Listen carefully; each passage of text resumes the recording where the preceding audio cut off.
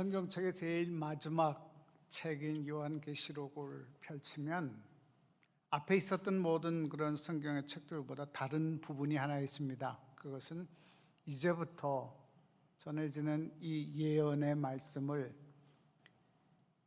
읽는 자와 듣는 자와 그 가운데 기록한 것을 지키는 자가 복이 있다, 그런 말씀으로 시작을 합니다. 읽고 듣고 그 기록된 것을 그대로 준행하는 그런 모습입니다.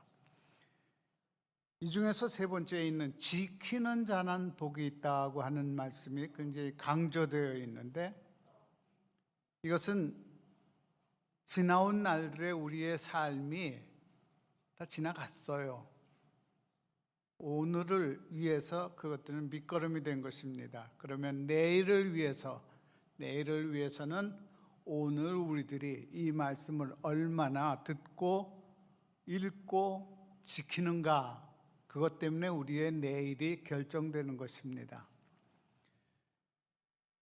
이런 말씀을 해주시는 예수님을 표현할 때에 별 또는 촛대라고 비유를 했습니다. 별과 촛불, 이런 것들은 공통점이 있는데 굉장하지 않아요. 요란하지 않아요. 밤에는 그렇게 무수하게 많이 비치던 것들이 낮과 밤이 되면 없어지는 것처럼 보이지 않습니다. 태양이 떠오르면 촛불은 아무도 켜지 않습니다. 그럼에도 불구하고 그런 말씀을 해주시는 예수님을 성경은 처음과 나중이요, 죽음을 이기신 주님, 좌우에 날쌘 검이 그 입에서 나와서 심령 골수를 쪼개기까지, 그리고 얼굴은 해가 빛나는 것처럼 우리에게 비춰주신다 약속하시는 것입니다. 한마디로 얘기해서 그분은 죽었다가 살아나신 분이다, 그렇게 규정을 하고 있습니다. 촛대인 교회들을 향하여서 말씀하시는 이 예수님을 표현하는 말 가운데 두 단어가 있습니다. 하나는 거룩하시다는 것이고 하나는 진실하신 분이라는 것입니다. 거룩이라고 하는 것은 하나님을 나타내는 하나의 표현인데 구별됐다는 것입니다. 하나님의 영광을 위해서, 하나님의 역사하심을 위해서, 하나님이 하시는 일을 위해서 쓰임받을 수 있도록 구별했다는 것입니다. 그리고 구약 시대에는 이 말이 기구에 사용되었습니다.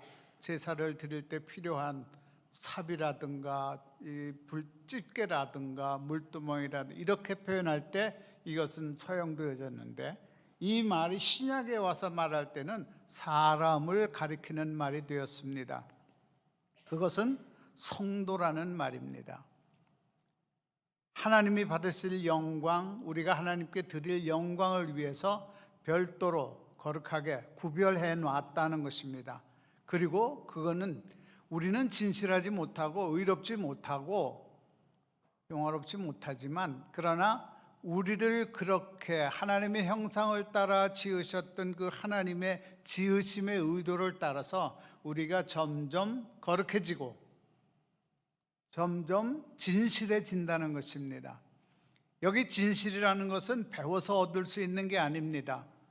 이것은 하나님 진실하신 그 본체이시기 때문에, 거룩하신 하나님이시기 때문에 우리가 하나님을 닮아가려고 하고 하나님을 따르려고 하고 그 하신 말씀을 듣고 읽고 그리고 준행하는 노력을 하는 사이에 하나님은 우리를 거룩하다고 인정해 주시면서 받으시는 것입니다.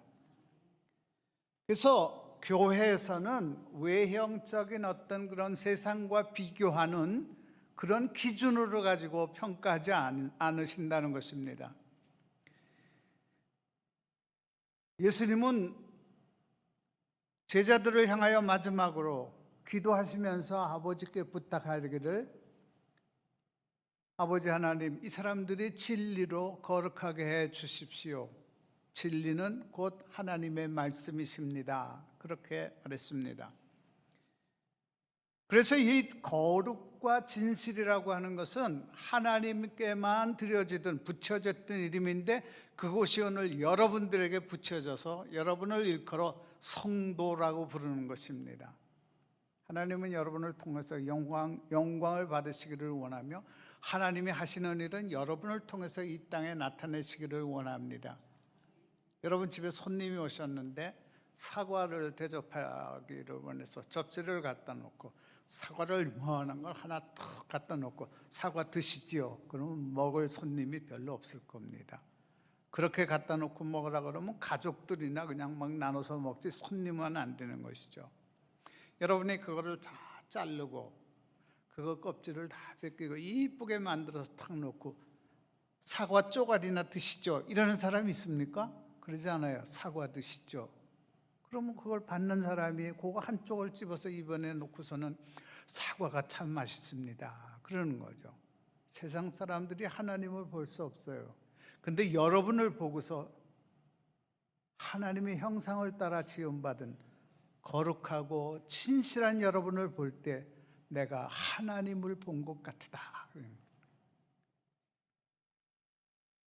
그래서 예수님은 나는 세상의 빛으로 왔지만 하시는 말씀 첫 마디는 너희는 세상의 빛이다. 너희의 착한 행실을 보고 하늘의 하나님 아버지께 영광을 돌리게 하라.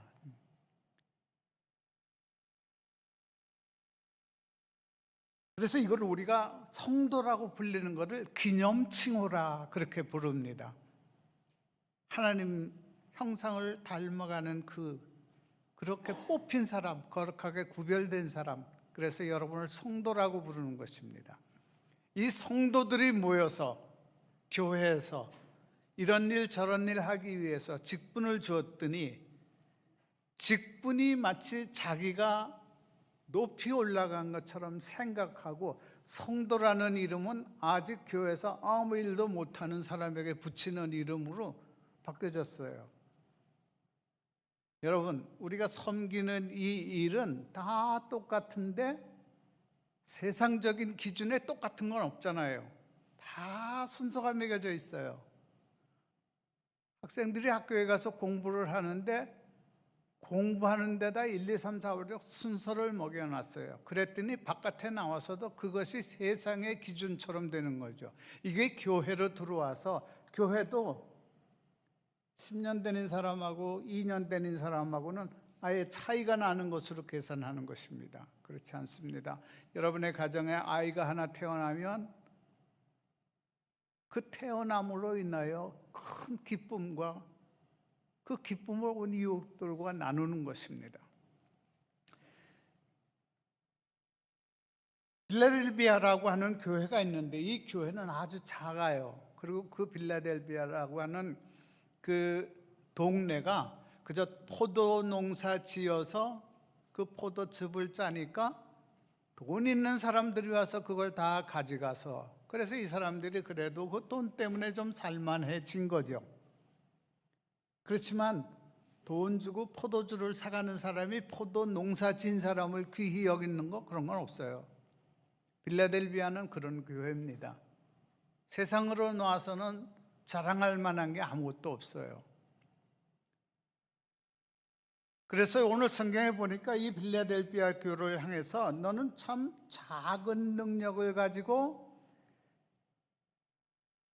내 말을 지키며 내 이름을 배반하지 않았다. 그렇게 칭찬해 주십니다. 여기 작다는 말은 두 가지로 표현할 수 있어요. 하나는 숫자가 적다는 것도 됩니다. 여기 대천에 사는 사람, 대천이라고 그러면 안 되나? 보령에 사는 사람, 이 숫자 전체에 여러분이 몇 명이나 돼요? 몇 퍼센트나 돼요? 이건 작아요. 여러분, 그 굉장한 소돔과 고모라 성이 멸망하기 전에 하나님이 찾으신 것은 의인 10명이었어요. 숫자가 많다고 해서 여러분 이것이 굉장하다, 이거는 아닌 거예요. 두세 사람이 내 이름으로 모인 곳에 나도 그와 함께 하겠다. 그랬더니 3명이 모여가지고 야, 우린 3명이 모였으니까 뭐 이렇게, 이건 아니에요. 두 명이 모여 만났는데 여기 누가 꼭 있어야 돼요? 예수님이 있어야 돼. 여기 성령님이 있어야 돼요. 그래서 두세 사람이 모인다고 할 때 한 사람은 예외처럼 보이는 이 두세 사람, 이 셋이 성령과 함께 하나님과 함께 그래서 거기에 내가 있다 이렇게 말씀하시는 거예요. 여러분 이렇게 적게 모여있는 이 성도들 사이에 말하자면 나와 너 사이에 예수님이 없다면 성령님이 함께 하시지 않는다면 나와 너 둘이 아니라 1,000명, 2,000명이 모여도 그것은 군중이라고 하고 집단이라고 하고 많이 모였다 이걸로 끝나는 것입니다. 그러나 예수님이 함께 하시며 성령이 함께 하시는 그 모임은 숫자가 상관이 없어요.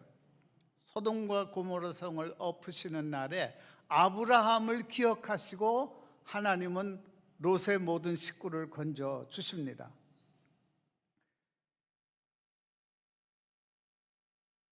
너희가 나의 인내의 말씀을 지킨 것만큼 내가 너희를 지켜 시험의 때를 면하게 하리라. 이게 하나님의 약속이에요. 빌라델비아 교회를 향해서. 우린 빌라델비아 이거 자꾸 긴데 하지 말고 동대천 교회를 위해서 그 성도들을 위해서 이것도 또 길죠. 그러니까 여러분 성도들을 위해서 그럴 때 우리로구나 이렇게 생각을 하세요. 아무도 내 면류관을 빼앗지 못하게 하리라. 내 하나님 성전의 기둥이 되게 하리라. 내가 하나님의 이름과 나의 새 이름을 그 위에 기록하리라. 성전이라고 하는 것은 이렇게 건물로 지어진 것도 있지만 사도 바울은 말하기를 예수 성령을 마음속에 모시고 사는 그가 성전이다 그렇게 얘기했습니다. 여러분은 모두가 다 성전인 거예요. 요즘에는 뭐 그런 집들이 많이 없어진 것, 줄어든 것 같지만 예전에 있었던 아파트 같은데 딱 들었으면은 뭐 1층 올라가고 2층 올라가고 거기다 무슨 교회 다 써붙인 집이 많았었어요. 참 좋은 일이었어요. 성도들이 사는 이 집 교회다. 이거 맞는 말이에요. 근데 지금은 점점 그런 게 없어지는 것이죠. 오늘 우리가 함께 보았던 이사야 55장을 통한 이사야의 호소함, 그게 뭐예요? 이렇게 거룩하게 진실하게 구별돼서 하나님이 이 땅에서 이룰 모든 일을 다 주시겠다고 약속하신 그 사람들이 그렇게 못 살아요. 그래서 지금 힘이 없어졌어요. 그래서 그 눈물로 이사야가 호소하며 외치는 말이 무엇입니까? 3절 말씀해 보니까 내게 나와서 들으라 그러는 것이에요. 들으라. 그리하면 너희 영혼이 살리라 그렇게 약속했었습니다. 사람이 살면서 1차적인 문제가 있는데 첫째는 목마름이에요. 이거는 생명과 관계되는 그런 것입니다. 그 다음에 배고픔이에요. 그래서 잠언에 보면 먹을 것이 있고 마실 것이 있으면 족한 줄로 알아 그렇게 했어요. 근데 우리는 예수님이 기도를 가르쳐 주실 때는 우리에게 일용할 양식을 주시고 그러는 것이죠. 근데 인간의 탐심은 다 먹지 못하면서 쌓아놔야 돼요. 텔레비전이 참 우습죠. 어떤 유명한 사람 집에 들어가면은 우리 집보다도 큰 옷방이라는 게 있어요. 거기 가가지고 여러분 뭐 하겠어요? 어떤 옷을 입고 갈까 그런 고민을 하죠. 위에 입고 있는 옷이 그 사람을 표현한다 그렇게 하면, 그러면 그렇게 표현한다면 우리는 참 이 세상에서 나타낼 만한 게 아무것도 없는 거예요. 여러분이 스스로를 생각해보세요. 나한테서 가장 귀하고 나한테서 굉장한 그런 거는 옷인가? 아니면 내 속에 거하시는, 그리고 내가 그 속에 거하시는 하나님으로 말미암아 세운 목표, 그 목표를 이루어 달려나가는 그런 힘, 그리고 그 영광이 그리스도와 함께 이 땅에서 꽃피우고 열매 맺는 것이라면 그것이 나를 대변할 수 있는 일이어야지. 내가 들고 있는 가방 이런 문제가 아니라는 것이죠. 여러분이 목마르고 여러분이 굶주렸다고 하는 것은 먹을 것이 있고 없어서가 아니에요.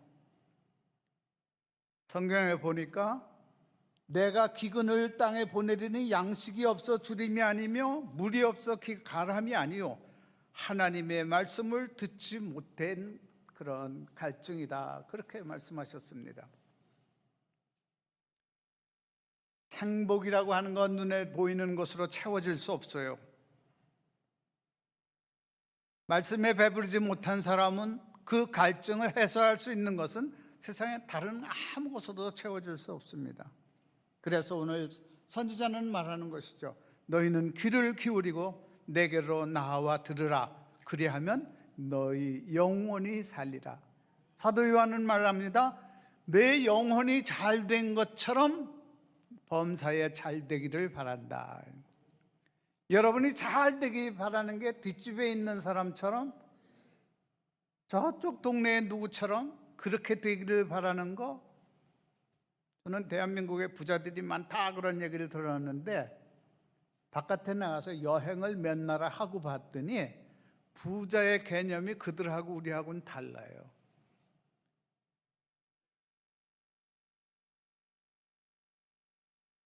나는 이 자동차가 가던 길이 어떤 집으로 탁 통해져 있는데 그 길로 가면 또 덜이 나가는 길이 있는 줄 알았어요. 대문에서부터 그 집 있는 데까지가 2km 정도 되니까 집이 하나가 있어요. 갔더니 어떤 사람들이 뛰어와서 가로막고 여기 뭐 때문에 왔냐, 누구 때문에 왔냐, 그래서 이리 나가는 길이 없어요. 여기는 누구네 개인 집이다, 빨리 나가라. 그래 돌아 나왔어요. 한참을 나와야 되지 않겠어요? 그런 사람들이 사는데 그 동네에선 그 사람을 부자라고 부르지도 않더라고요. 근데 우리는 쌓아놓은 아파트, 성냥갑 같은 거기에 사는데 그 곽이 조금 크다 적다에 따라서 얼마나 그 위세를 떨치고, 적다 그러면은 금방 이렇게 하고 그래요. 그런 거 행복 기준이 될 수 없어요. 여러분이 말씀을 들으며 그 말씀을 내 삶에서 적용하려고 하면 그것이 굶주림과 목마름의 해결이라고 하는 것이죠. 6절 말씀에 보니까 너희는 여호와를 만날 만한 때에 찾으라. 만날 만한 때, 그 때가 언제입니까? 때는 다 알아요. 농부는 때를 알아요. 아직 날씨가 쌀쌀한데도 벌써 열매 맺게 하기 위해서 나무 전지 다 해줬어요. 밑에 벌써 거름 다 깔았어요. 아직 움도 안 텄는데, 그렇지만 그는 뭘 기다려요? 때를 기다리는 거예요. 싹이 날 때를 기다려요. 그때에 아주 멋지게 꽃 피우게 하기 위해서 지금부터 준비해 주는 것이죠. 오늘 우리나라에 지금 아주 나쁜 풍조가 하나 불었는데 그것은 죽으면 끝이다 하는 생각이에요. 누가 그렇게 얘기했어요? 아무도 그렇게 얘기해 준 사람 없어요. 어떤 사람이 죽었는데 가봤더니 거기 못 살겠더라. 그래서 다시 왔다. 그런 애 있어요? 없어요. 근데도 우리는 어디서부터 그런 게 했어요? 오늘의 쾌락과 오늘의 이거를 그냥 더 누리고 사는 거, 거기에 몰두한 나머지 그런 우를 범하고 있는 것이죠. 여러분, 끝나지 않아요.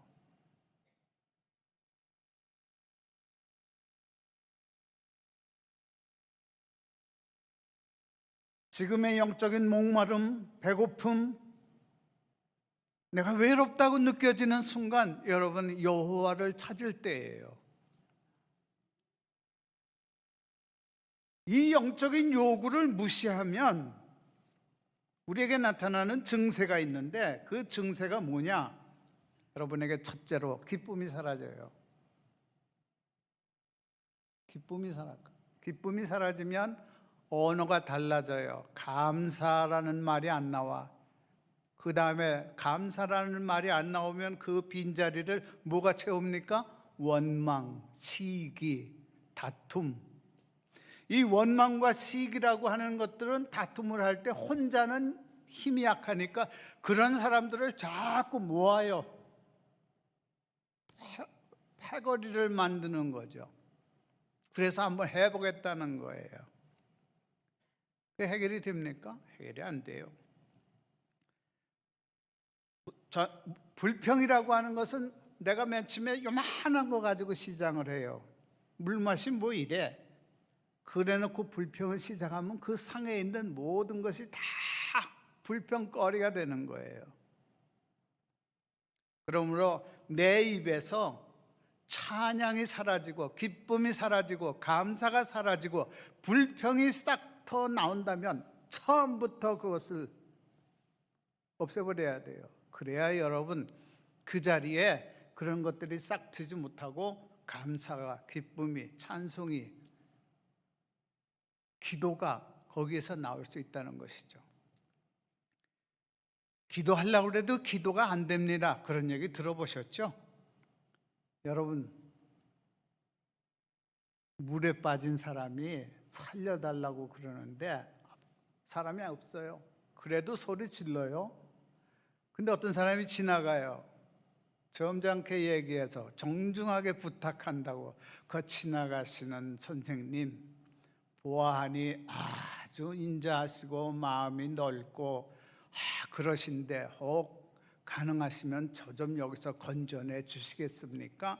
그럼 그 사람 어떻게 되겠어요? 죽어요. 물에 빠진 사람이 살려달라고 그럴 때는 거기에 거두절미 위에 건 다 잘라요. 그러니까 뭐 아저씨고 아줌마고 부를 여가도 없어요. 살려줘. 나 사람 살려. 사람도 빼야 돼. 살려달라고. 말이 안 나오고도 허부적거리기라도 해야 돼. 그래야 건져주는 것이죠.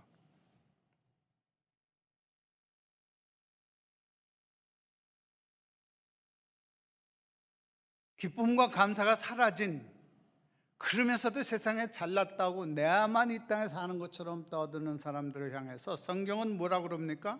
살았다 하나 실상은 죽은 거다, 그렇게 말합니다. 살았다고 하지만 살았다 하지만 죽은 거다. 여러분 전화기 가지고 성경을 틀고서 거기서 검색을 해보세요. 살았으나 죽었다가 어디 있나? 그러면 3번 딱 나올 겁니다. 이건 숙제예요. 가서 찾으세요. 내가 다 얘기해주면 지금은 쉽겠지만 금방 잊어버릴 것 같아요. 여러분이 찾으세요. 한 가지 힌트만 드려요. 아들이 돈이 탐나서 아버지의 품을 떠나 가서 허랑방탕하고 살다 돼지가 먹는 열매도 먹으려고 그러는데 그것도 맞추는 사람이 없을 때 이 사람이 사는 방법이 뭐예요? 내 아버지 집에는 이 생각을 했어요. 생각을 바꿨더니 그는 살았고 아버지는 그 아들을 볼 때 이 내 아들은 죽었다가 살았다. 잃어버렸다가 내가 찾았다. 그래서 뭐해요? 잔치하고 기뻐하는 것이죠. 가까이 계실 때 그를 부르라. 가까이 계실 때, 가까이 있다고 하는 말은 사도 바울은 가까이, 주께서 가까우시니라 이렇게 말할 때 그 가깝다는 것은 눈 감고 손만 뻗쳐도 닿을 수 있는 곳을 그 단어가 말하는 것이에요. 멀리 있는 게 아니에요. 서울보다 여기 이 동네 뭐 홍성이 서울보다 가깝다 이런 뜻이 아니라 홍성이 얼마나 멀어요 여기서. 이럴 뜻이 아니라 우리 주님이 그쪽에 계시기 때문에 큰 소리로 부르짖어라 이런 게 아니에요. 손만 내밀면 닿을 수 있는 곳. 그래서 내 마음으로 내게 속삭이면 마음을 감찰하시는 하나님이 들으시고 내가 간구하는 그것이 저 반대편에 있어도 내가 거기에서 그를 건져내리다 약속하신 거예요. 가까이 계실 때 부르라. 그러면 가까이 계실 때 부르라. 왜냐하면 오늘 성경에 보니까 내 생각이 너희 생각하고 다르다는 거예요. 난 내가 생각하는 것이 다 옳다고 그러지는 않아요. 너무 많은 실수를 했기 때문에. 실패를 얼마나 많이 했어요. 어린아이들이 지금 뛰니까 세상에 저는 태어나자마자 뛰었다고 생각하는 모양인데 그렇지 않아요. 사람이 태어나가지고 한 번 제대로 서서 지 맘대로 달려갈 수 있게 하기 위해서 어떤 사회학자가 말하는데 3,000번 넘어졌다 일어나야 제대로 걷는데요. 누가 쉬지를 않아서 그렇지. 여러분 다 처음에 세상에 태어나서 3,000번 넘어지고서야 지금 걷는 거예요. 우리나라에 유명했던 어떤 스케이트 선수는요, 세상에 금메달을 따고 뭐고 했는데 엉덩방아를 3만 번을 찧었대요. 그래도 굴하지 아니하고 그래서 세상에 1등 가는 거이 됐어요. 그래도 그 사람은 늘 나 부족하다고 얘기를 하는 것이죠. 성경도 솔로몬 말합니다. 섰다고 생각하는 사람은 넘어질까 조심하라. 섰으니까 넘어지지, 넘어져 있는데 뭐가 넘어져요? 내게서 기쁨이 사라지고 감사가 사라지고 원망이 생기고 한숨이 나올 때 그때 여호와의 이름을 부를 때라 그거예요. 그런 생각이 드시거든 한숨 뒤끝에 주님을 찾으세요. 왜 그렇게 하냐? 내 길은 너희 길보다 높고 내 생각은 너희 생각과 다르기 때문에 우리가 그분의 생각을 구하는 것입니다. 어린아이가 내게 와서 요구하는 거 다 줍니까? 이것이 얘한테 유익이 될까 안 될까 부모는 생각하는 거예요. 엄마 나 그 칼 좀 줘봐. 줍니까? 그래 이거 가지고 잘못하면 손 빈다. 그래서 칼을 줬더니 애가 손 비었어요. 고 봐라 내가 뭐라 그랬냐? 빈다고 그랬지. 이거 엄마 맞아요? 애가 울어도 안 줘요. 그거는 하나님 생각 우리보다 훨씬 높아요. 그래서 뭘 구체적으로 이렇게 얘기하기 전에 이 모든 것이 너희에게 있어야 될 줄을 아신다. 너희는 먼저 그의 나라와 그의 의를 구하라. 그리하면 이 모든 것을 너희에게 더하시리라. 우리는 내일 몰라요. 내일 앞날을 몰라요.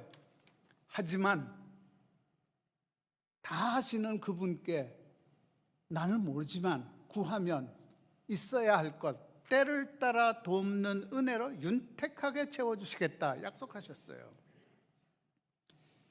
두드리라 그러면 열릴 것이요, 구하라 그러면 너희에게 주실 것이요, 찾으라 그러면 얻게 된다.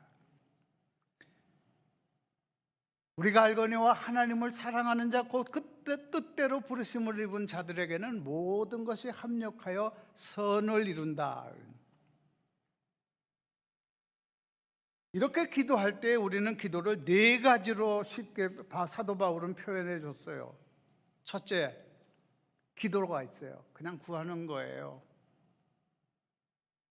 이 세상을 위해서 구하는 거죠. 나라를 위해서 구하는 거예요. 다 구하는 거예요. 그게 기도예요. 예배 시간에 대표로 나와서 기도하는 거예요. 이거 다 구하는 거예요. 기도예요. 그런데 요거보다 한 단계 더 올라간 게 뭔가 하면 간구라는 게 있어요. 지금 아니면 난 죽어요. 이게 없으면 난 지금 안 돼요. 간구하는 거예요. 의사가 그러는데 난 이제 아파서 얼마 있다 죽는데요. 하나님이 물어보실게요. 얼마나 있다 그러냐? 한 20년밖에 못 산대요. 그럼 지금 나이가 70인데 20년 살면 90인데 그래도 매달려야 돼요. 왜? 20년 동안 아파 있을 수는 없잖아요. 간구예요. 이것만이 유일한 길이다. 이것만이 유일한 방법이다. 그렇게 생각해서 하나님 나를 도와주시지 않으면 난 안 됩니다. 이렇게 하는 거, 이게 간구예요. 야곱이 야복강 강가에서 씨름하는데 이제 놔라. 동이 트니까 내가 가야 되겠다. 날 축복해 주시기 전에 놓을 수 없습니다. 왜요? 놓으면 죽는 거다 이 말이죠. 그래서 하나님이 그걸 들어주세요. 그 다음에 도구라는 말이 있는데 도구는 뭔가 하면 내가 그렇게 간절히 하나님 앞에 기도하던 그 똑같은 심정으로 내 친구를 위해서, 이웃을 위해서, 내 가족들을 위해서 기도하는 거예요. 자기 문제를 가지고 금식하는 사람 참 많지만 친구의 문제를 가지고 금식하는 일은 참 드물어요. 도구예요. 그렇게 해야 되는 거죠. 그 다음에 기도 중에 가장 마지막 제일 영광스러운 게 감사예요. 주실 줄로 믿고 아멘 하는 거. 나는 이 은혜를 주면 이게 금방 안 되겠는데 해서 하나님이 조금 늦추시는 것은 있어요. 그렇지만 언젠가는 필요한 때 딱 그때 딱 주실 거라는 것이죠.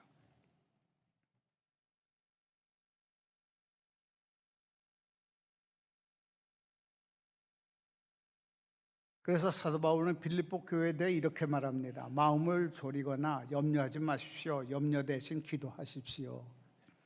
간구와 찬양으로 여러분의 염려를 기도로 바꾸어 하나님이 여러분의 필요하는 걸 알게 하십시오.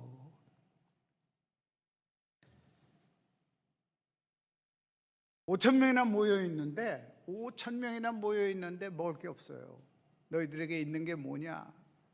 물고기 2마리와 보리떡 5개입니다. 사람을 너나 앉혀라. 그리고 하늘에 하나님께 기도하시고 떼어서 그들에게 줬더니 다 먹었다. 그러면 갈 것 없다. 너희가 먹을 것을 주라.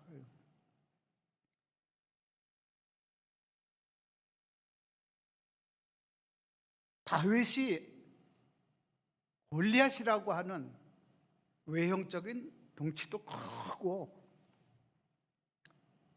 그 사람은 그 벼틀채 같은 창을 들고 나왔다 그러는데 벼틀채 뭔지 아시죠? 우리나라 사람이 쉽게 이해하려면 석가래만한 창을 들고 나왔어요. 방패는 혼자 들 수가 없어서 앞에 방패 드는 사람 쫄병이 앞에서 방패를 들어주고 그렇게 나와가지고 목소리는 얼마나 커요? 그럴 때 다윗이 그 앞에 나갈 때 물맷돌 5개, 양몰 든 막대기 하나 그거 들고 나갔는데 골리앗이 웃어요. 네가 나를 개로 하냐? 그랬더니 다윗이 뭐라고 합니까? 너는 개만도 못하다.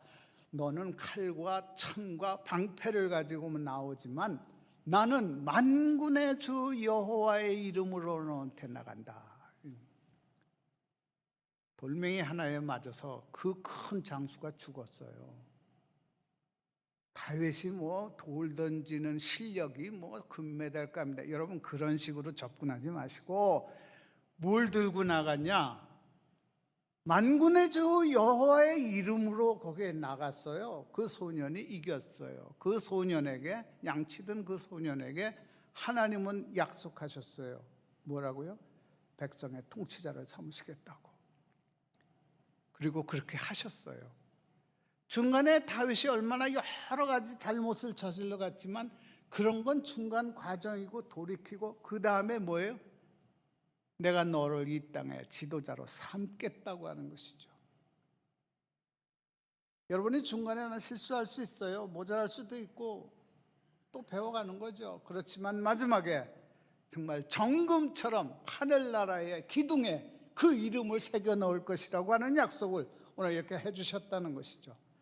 이 확실한 은혜, 내가 확실한 은혜 10번을 얘기해도 다윗 한 사람에게 주었던 이거를 여러분들이 샘플로 보는 거 이것만 못한 것이죠.